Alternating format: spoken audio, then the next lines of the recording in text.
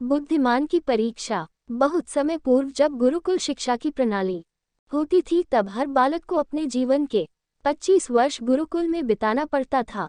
उस समय एक प्रचंड पंडित राधे गुप्त हुआ करते थे जिनका गुरुकुल बहुत प्रसिद्ध था, जहाँ दूर दूर के राज्य के शिष्य शिक्षा प्राप्त करने आया करते थे।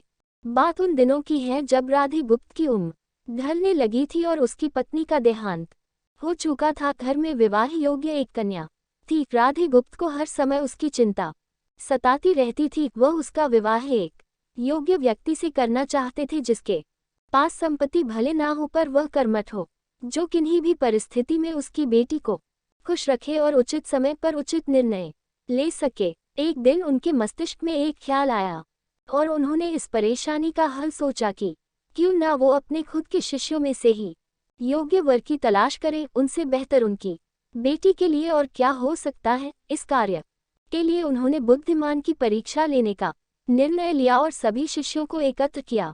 राधे गुप्त ने सभी से कहा कि वे एक परीक्षा आयोजित करना चाहते हैं जिसमें सभी की बुद्धिमानी का परिचय होगा। उन्होंने सभी से कहा कि उन्हें अपनी पुत्री के विवाह की चिंता है जिसके लिए उनके पास पर्याप्त धन नहीं है, इसलिए वे चाहते हैं कि उनके शिष्य विवाह में लगने वाली सभी सामग्री कैसे भी करके एकत्र करे, भले उसके लिए उन्हें चोरी का रास्ता चुनना पड़े, लेकिन उन्हें चोरी करता कोई भी देख ना सके। इसी एक शर्त का पालन सभी को करना है।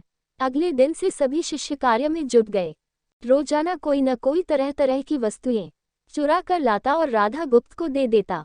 राधा गुप्त उन्हें एक विशेष स्थान पर रख देते क्योंकि परीक्षा के बाद ये सभी वस्तुएं उनके मालिक को वापस करना जरूरी था, क्योंकि वे अपने शिष्यों को सही ज्ञान देना चाहते थे। सभी शिष्य अपने अपने दिमाग से कार्य कर रहे थे, लेकिन इनमें से एक चुपचाप गुरुकुल में बैठा हुआ था जिसका नाम रामास्वामी था। वह राधा गुप्त का सबसे करीबी और होनहार छात्र था। उसे ऐसा बैठे देख राधा गुप्त ने इसका कारण पूछा। तब रामास्वामी ने बताया कि आपने परीक्षा की शर्त के रूप में कहा था कि चोरी करते वक्त इसे कोई न देख सके।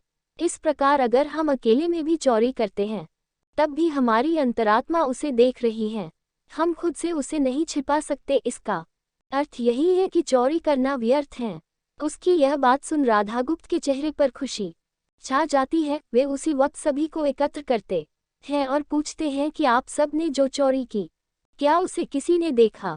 सभी कहते हैं नहीं। तब राधागुप्त कहते हैं कि क्या आप अपने अंतर्मन से भी इस चोरी को छिपा सके?